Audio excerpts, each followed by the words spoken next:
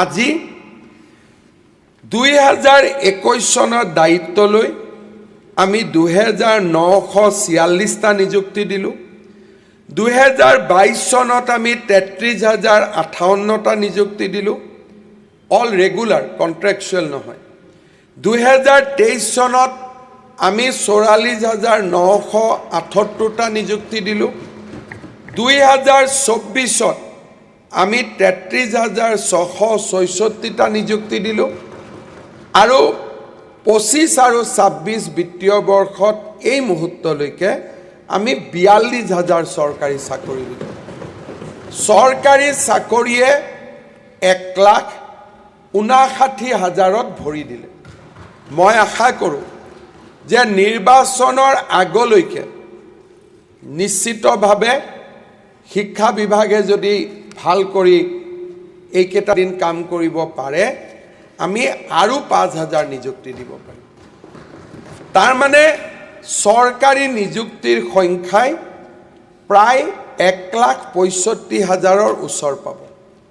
This is a all time record, all time record.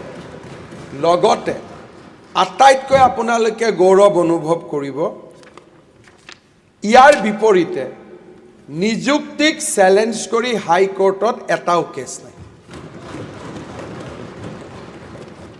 ই কি প্ৰমাণ কৰে যে স্বচ্ছতাৰ যিটো হাইয়েষ্ট ষ্টেণ্ডাৰ্ড, স্বচ্ছতাৰ যিটো আটাইতকৈ হাইয়েষ্ট মূল্য, তাক আমি এচিভ কৰিছোঁ।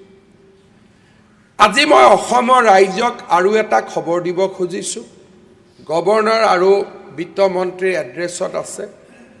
আমি এখন নতুনকৈ কমিটি কৰিছোঁ যে অহা 5 বছৰত আমি কিমান চৰকাৰী চাকৰি দিব পাৰিম।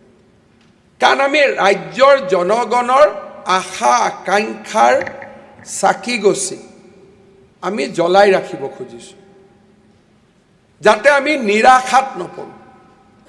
আজি মই আপোনালোকক আনন্দ সহকাৰে ক'ব খুজিছোঁ, অহাবাৰ চৰকাৰ অহাৰ লগে লগে বাকী নিযুক্তি বাদ প্ৰথম 3 বছৰতে অকল শিক্ষা বিভাগতে 55,000 চাকৰি দিব পাৰে, অনলি ইন এডুকেশ্যন ডিপাৰ্টমেণ্ট। বাকী বিভাগৰ এছেছমেণ্ট আমি চলাই আছোঁ।